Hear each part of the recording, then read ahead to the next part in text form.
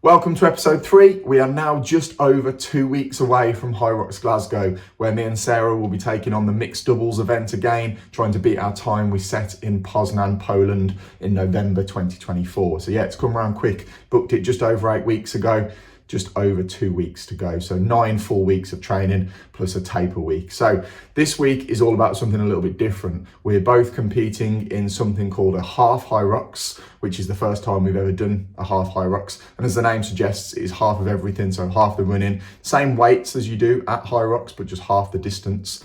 So yeah, we're doing that at a place called Heath's, which is a gym local to where I grew up, to be fair. In fact, it's a gym that I've been a member at on and off for probably, 18 years, something like that. I first went down there when I was about 17. So yeah, it's a gym that I've used on and off over the years, and local family run gym that's gone from strength to strength over the years. They've recently built a Hyrox room down there, which I've been using only once or twice a week. But yeah, it's a decent little facility, and they're running their first Half Hyrox event this Saturday. So we're both using that as a warm up before we go to Glasgow. So that should be good.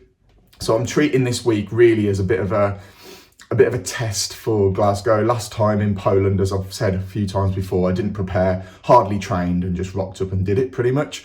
There was no kind of thought about nutrition or anything really. So this time, obviously, taken training a lot more seriously, but also want to have a little bit more of a calculated effort with things like nutrition and hydration, that kind of stuff. So I've been increasing my carbs this week. So I'm going to talk you through what I've been doing from a food point of view this week, and also from a training point of view, how I'm going to go into Saturday morning in as good a condition as I can, really. So it's hopefully, now in terms of time, how long it's going to take us, could end up with egg on my face here, depending on what I say, but it shouldn't take any longer than 45 minutes. I've done the maths, and I mean, there's potential for it to be even less than that. I think someone who turns up and is pretty fit and performs well could get 37, 38 minutes, I think, even quicker potentially, but I'm talking about kind of the general people that will be doing it. I think 37, 38 minutes will be in a really, really good time. I think if I get under 45, I'll be happy. But yeah, we'll see. So from a nutrition point of view, what I'm basically doing is increasing my carbohydrates. What you can see in front of you is pretty much what I eat every day anyway. The only difference would be I'd take one of these meals away and it would just be a home cooked evening meal. The first 3 meals would stay pretty much the same. I vary the ingredients. I might have chicken over beef, or I might have some pasta with my beef, or different varieties of carbohydrates and meats in there. But essentially a breakfast, a couple of daytime meals like meal 2, meal 3, and then an evening meal, which I have with Sarah, which is home cooked. Sarah's away at the moment with work, so I'm actually just having meal prep for all 4 meals of the day. So essentially what we've got is oats. So overnight oats, make these the day before, these are for tomorrow. There's 80 grams of oats in there with milk and Greek yogurt.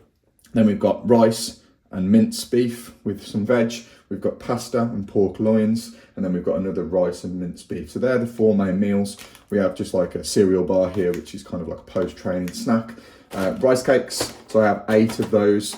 Apple juice, half of that, so 500 ml I think it is. And yeah, that creatine, no calories in there I don't think, but yeah, that is essentially what I'm eating. The idea is carb load through the week, get plenty of carbs in, and then on Friday, the day before the Half Hyrox, I will probably just cut back down just so I'm not bloated for Saturday. Probably just take a meal away. Probably have all of that, but just take 1 meal away, which is, I haven't done the maths on exactly what that 1 meal is, but all in total here, we're looking at about 3,500 calories, just under 3,400 and something, and over 400 grams of carbohydrates. So that's what I'm doing from a nutrition point of view, just to make sure that I'm well fueled for Saturday. If it works, I feel okay on Saturday, I will repeat that for Glasgow in just over 2 weeks. So from a training point of view, it's pretty simple really. All I've done is just front loaded the week with my harder gym sessions. So the things that I find it harder to recover from, just so it doesn't affect the event on Saturday. So my hardest session is my strength-based session, lower body focused, glutes, quads are quite sore for a couple of days after that. So I don't want to do that on maybe like a Wednesday, Thursday, Friday, so it affects the Saturday. So I put that right at the start of the week. My training at the moment, I'm running it on like a traffic light system, so green, amber, red. So the reds are the ones that I find hardest and struggle to recover from the most. Ambers are kind of in the middle, they're okay. Greens are easy, you could do them and you get no after effect essentially. So I try and spread my week out where I alternate them, so I don't do two reds together. I kind of do a red followed by an amber, or a red followed by a green, and so on. So this week essentially I've done my strength-based session at the start of the week. Yesterday I did a green, which was just my easy run. Today I've got intervals, which is probably like an amber, and tomorrow I've got an erg session, which again probably an amber. And then on Friday I will either completely rest, or I'll do what's called like a zone 2 cycle or a zone 2 row, which will be a green. So I'll go into Saturday completely rested. So yeah, it's not rocket science, pretty simple really, just making sure that you go into Saturday completely rested. And again, if that works, if I feel well and feel good on Saturday morning, I'm not aching, then I'll repeat that in a couple of weeks for Glasgow. Yeah, and that's pretty much it. I'm not sure how much footage I'm going to be able to get of Saturday morning. We're obviously both going off at the same time at 8 o'clock, so we can't record each other. But I will try and get the tripod set up just to get a little bit of it, or see if somebody down there can just get me a few clips so I can lay it in and show you the event. But I'm sure it's going to be good. But like I say, perfect prep for Glasgow. And then it's just one more full week of training next week, and then into a taper week, which will just be a nice steady one into Glasgow. And then we get to see if all our hard work's paid off. So yeah, I'm sure it will. Right, I'll catch you Saturday morning.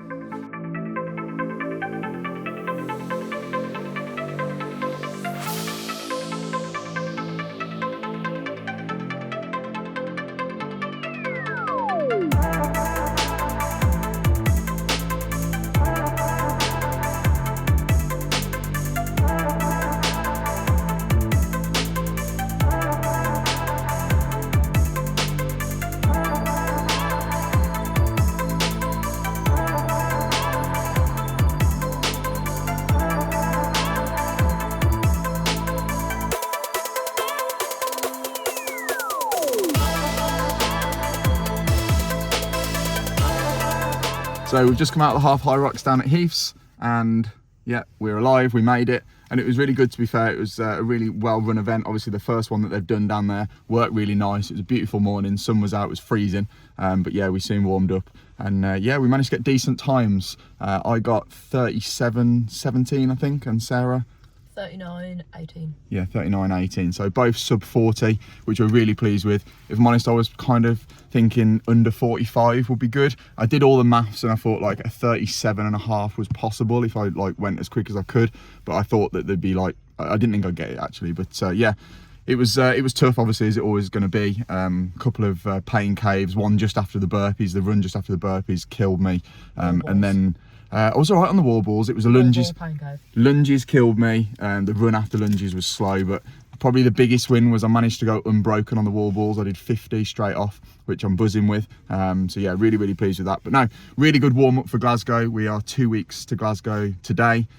So yeah, we're confident and looking forward to it. So yeah, big thanks to Heath's, really well run event. Definitely recommend it if anybody likely wants to have a go at Hyrox.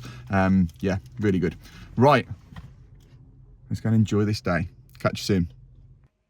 So we are a few days after the Half Hyrox now. I'm just busy working away. I'm setting up a new 4-week fat loss program for my online business. But I thought I'd just quickly jump on and give you my observations and a bit of a debrief from the event the weekend, maybe for anyone that's thinking about doing either that event or any other simulation.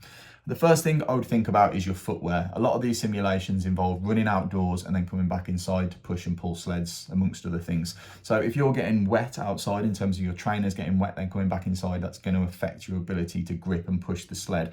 I found this out the hard way in training a couple of weeks ago, actually. I was running down at Heath outside on the AstroTurf. It was a little bit damp, coming back inside, and I just couldn't move the sled. I was wearing my running shoes and I just couldn't move the sled. I had to dry my trainers off before I got a chance of getting a grip. So I learned that out a couple of weeks ago. So I ended up wearing my trail trainers this weekend, which are these that you can see here. These are the trainers that I wore for the Hyrox in Poland last year. They got a lot more grip on than running trainers. So I strongly recommend thinking about the grip on the trainers that you're going to wear if you're going to do a Half Hyrox that involves running outdoors and coming back inside and pushing sleds. And then the other thing really is just a general observation. So when we got to the event on Saturday, the guys explained that they weren't going to be very strict on the rules, which to be honest, I'm all for. I think the bar is set reasonably high for Hyrox, and a lot of people don't do an actual Hyrox event because it is quite intense. So these half Hyroxes, these simulations, are a way in the door for people that maybe think an actual Hyrox is too far away at the moment. So I think by having the rules not super strict, I think is a really good thing actually, and I'm all for that. However, what they then did afterwards was release like a leaderboard and a winner. So I'm not really on board with that. I don't think that's particularly fair. I think if you're going to turn around and say we're not going to be strict with rules, but then we are going to announce a leaderboard afterwards, it doesn't really work, you know. It was very easy for people to miss a lap off. You had to count all your own laps, so it was very easy to people to miss a lap off if they were tired. Things like wall balls, obviously you have to hit the target plumb in the middle for it to count. You have to hit a certain depth with your squat, so it was up to you not only to count your reps but also gauge whether it's a rep or not. So again, I'm completely for it being relaxed, but then you can't then make a competition element of it and put a leaderboard and a winner on there if there's not going to be a set standard, in my opinion. I'm never going to win it, by the way. This is not me saying I'm going to win if there's a set standard. I'm not, you know, there's a lot of people there quicker than me. However, I just think for the fairness of everybody, you either do one thing or another. You either say, right, we're going to have a set standard and everyone's going to be judged and we're going to have a leaderboard and a winner at the end, fine. Or we're not going to have a set standard and there's going to be no leaderboard and a winner. You know, things like the burpees, you always start a burpee with your hands before the line and then you jump from there. You know, that wasn't happening. We was even being asked to do burpees after we jumped over the line at the end, which is fine, you know, but it's not the set standard. You know, things like farmer's carry, you have to count your own, wall balls, those kinds of things all just need to be judged a little bit tighter if they're going to put a leaderboard out at the end. Personally, I wouldn't bother. I would go, right, okay, it's just an entry into Hyrox, come and enjoy yourself, don't put a leaderboard. But if you are going to go and put a leaderboard and winners out there, then you need obviously a member of staff with each person going around and a set standard of judging. But yeah, just my opinion. It was their first event. I'm sure they'll build on it from next time. They have actually come out and said that they want to do a bit stricter or want to make the judging a bit stricter going forward. So we'll see. But yeah, I'll definitely get involved again. It was a very well run event. So yeah, really good. So yeah, we're a week out from Glasgow now, literally a week and 2 days. So yeah, we're into our last sort of week of training before we have a long drive up there and yeah, throw down and send it. So buzzing for it. Right, I'm going to end this video now. The next video you see will be Glasgow and how we get on. So wish us luck.